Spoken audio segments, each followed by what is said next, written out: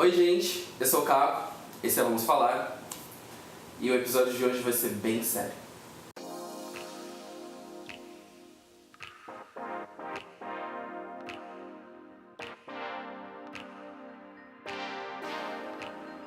Eu fiquei pensando de qual forma eu começaria esse vídeo, sobre qual perspectiva eu ia falar, e nenhuma delas pareceu tão simples na hora de abordar, mas eu acho que explicando um pouco sobre cada um desses pontos que eu vou dividir o vídeo vai ficar mais fácil de perceber. Como vocês devem ter percebido, a gente está de cenário novo, graças ao Matheus. E vamos lá, né? Vamos direto ao ponto, que é mais fácil. Se você esteve aí no Brasil ou no mundo nas últimas semanas, nos últimos meses, você deve ter visto o que aconteceu em termos de situações envolvendo pessoas negras e polícia. Não é um assunto fácil de falar, justamente por se tratar de uma pessoa negra falando, né, com vocês através dessa câmera, mas eu acho que é um ponto importante para a gente prestar atenção sobre alguns temas que estão pipocando aí na nossa sociedade. O primeiro caso que eu vou trazer, que vocês vão acompanhar aqui do lado agora, ele foi um dos casos que trouxe o maior número de indignações e de revoltas de pessoas negras dentro da nossa situação atual. Para você que não assistiu Orange is the New Black, você não deve saber da morte da Pulse. Caso você não saiba nem quem é a Pulse, vale dar um Google, pesquisar um pouquinho sobre. Existem pessoas negras morrendo, né, numa grande quantidade todos os dias. Não só no Brasil, como no mundo. Mas a questão no Brasil está cada vez mais séria e essa situação mostrou o quanto as vidas negras são frágeis comparadas ao que a gente vê por aí. Isso já me faz entrar num ponto muito importante sobre a questão do genocídio negro, né, nesse caso, que é como as vidas negras são confundidas o tempo todo com vidas marginalizadas. De certo, muitas das vidas negras elas acabam sendo marginalizadas justamente pela falta de oportunidade, pela falta de espaço, pela falta de acesso. Como, né, uma pessoa negra numa situação como aquela é identificada como alguém que cause perigo a tal ponto de morrer no chão. E como uma das coisas que mais me incomodou sobre essa história é que a morte de um cachorro que aconteceu poucos dias antes desse crime, também no supermercado, foi mais bem vista e teve mais comoção do que de fato o genocídio de uma pessoa negra que estava ali como consumidor dentro de um mercado. Por que as histórias são tratadas de pontos de vista tão diferentes e com empenhos das pessoas de formas tão diferentes na hora de lutar pelo que é justo? Por que a gente ainda entra nesse espaço de discussão sobre o que a pessoa estava fazendo, como ela estava, e por que a questão da imagem ainda em si é tão importante a ponto dessa confusão acontecer, sabe? O que torna essa situação uma situação tão delicada assim? Justamente porque o racismo estrutural ele tem tomado dimensões cada vez maiores. As pessoas se questionam menos sobre elas estarem sendo racistas ou não, e o racismo estrutural, por estar tão enraizado dentro da nossa sociedade, ele vai para aspectos tão diversos que a gente nem consegue se perguntar o porquê que essas coisas estão acontecendo. Isso, pessoas negras, que dirá pessoas brancas que nem levam ao conhecimento de que essas coisas estão de fato acontecendo. O segundo caso é o caso do Clótenes, um designer de interiores que morava em Aracaju, que foi confundido novamente por policiais e foi executado dentro de um carro de um desses aplicativos de transporte, que a gente não pode falar o nome porque não estão pagando para isso.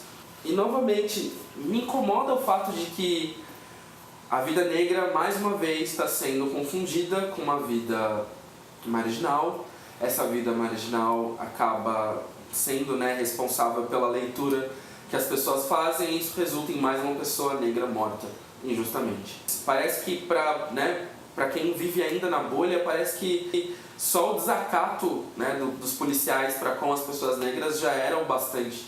A violência e a abordagem já eram bastante, mas hoje em dia a gente não tem tido nem a oportunidade de falar e se expressar quando acontece esse tipo de coisa. Por quê? Porque a nossa vida acaba valendo menos. A oportunidade de se justificar, ou de explicar, ou de qualquer outra coisa, acaba valendo menos, e eu te pergunto por quê. Que tipo de endosso acaba se recebendo para que esse tipo de tratamento policial seja o tratamento correto? E, né, visto o todo que a gente vê, como isso também reflete nas questões políticas que estão envoltas, né, na sociedade atualmente. Será que a intolerância pregada, será que a falta de respeito pregado, ou questões como bandido bom é bandido morto, chegaram num nível tão grande que a gente não consegue mais dissociar que, né, não é por aí o tipo de abordagem, não é por aí o tipo de tratamento?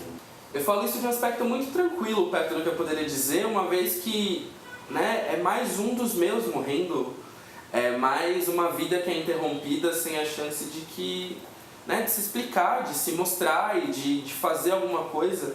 E mais uma vez a questão da indignação seletiva está presente, sabe? O que faz com que o genocídio seja naturalizado a tal ponto que a gente não se incomode em ouvir uma história de mais uma pessoa negra morrendo injustamente nas mãos de uma polícia despreparada.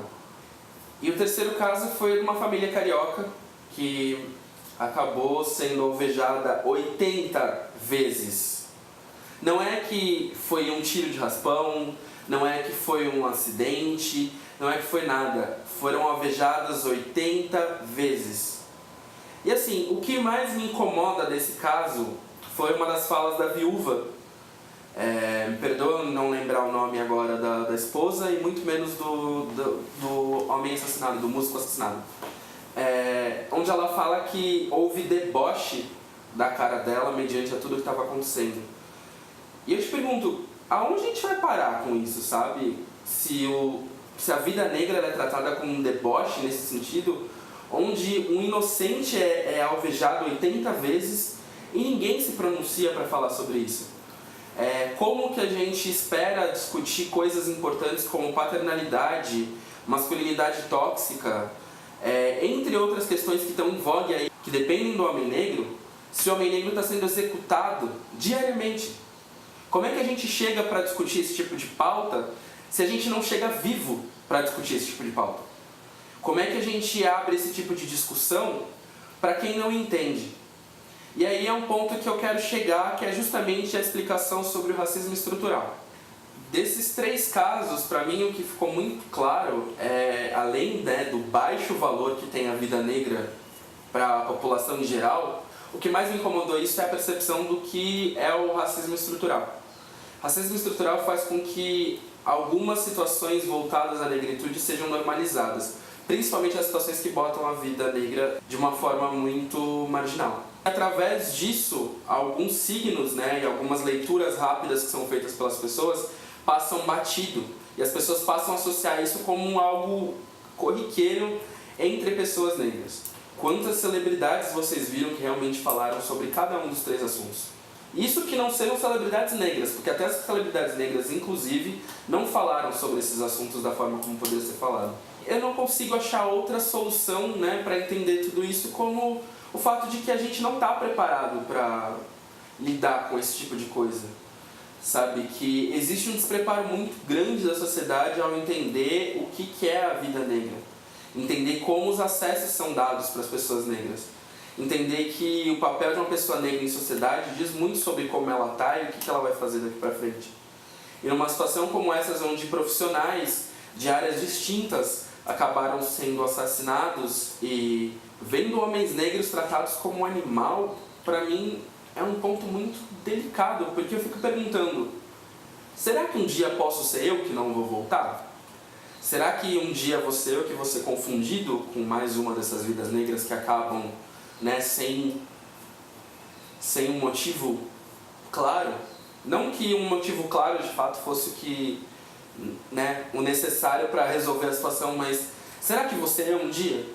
Será que eu vou ter que tomar cuidado toda vez que eu passar na frente, porque eu já tomo, mas será que eu vou ter que tomar mais cuidado na frente de outros policiais, ou na frente de pessoas brancas que possam me incriminar e me taxar como alguém marginal e que de alguma forma bota a vida das pessoas em risco? É muito triste você viver em sociedade sabendo que seu dia pode ser reduzido a um último dia ali, ou que pessoas próximas de você possam passar por isso.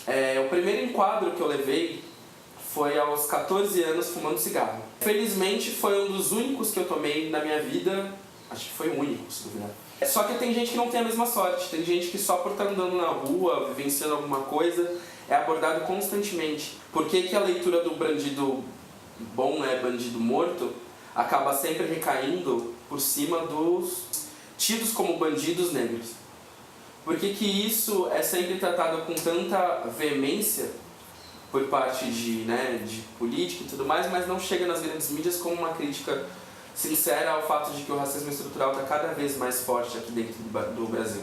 Eu quero trazer um pouco da indignação, sabe? De como essa indignação ainda está seletiva, de como ainda as pessoas escolhem, né, para o que elas querem olhar ou não, sendo que isso não é um motivo de escolha. A gente não deveria estar escolhendo para qual causa a gente se indigna. A gente deveria estar realmente indo atrás de todas essas causas e tentando entender o porquê delas, sendo cobrado o porquê delas.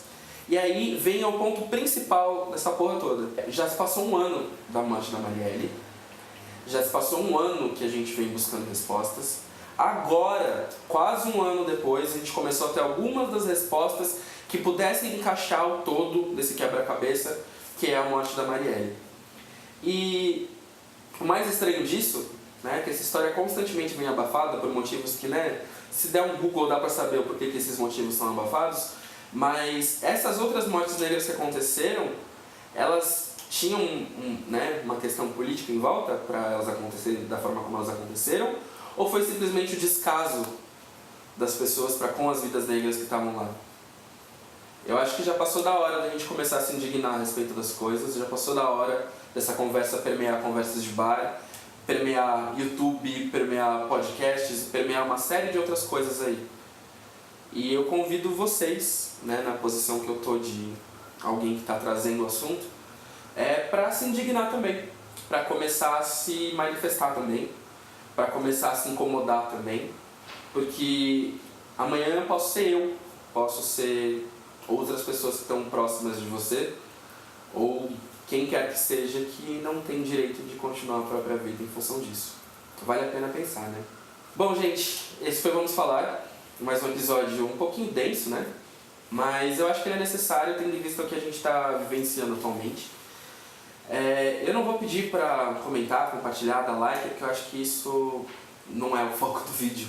Talvez, se você tenha se indignado ou tenha ficado consternado como eu fiquei, compartilha isso só com as pessoas que estão à sua volta, para quem sabe trazer essa discussão à tona. Discutir vidas negras não é uma coisa só que pessoas negras devem fazer. Você, pessoa branca, não branca ou aliada que seja, cabe a você também trazer esse tipo de pauta para a superfície, porque se não tem pessoas perto de você sabendo sobre essa história, alguma coisa está errada.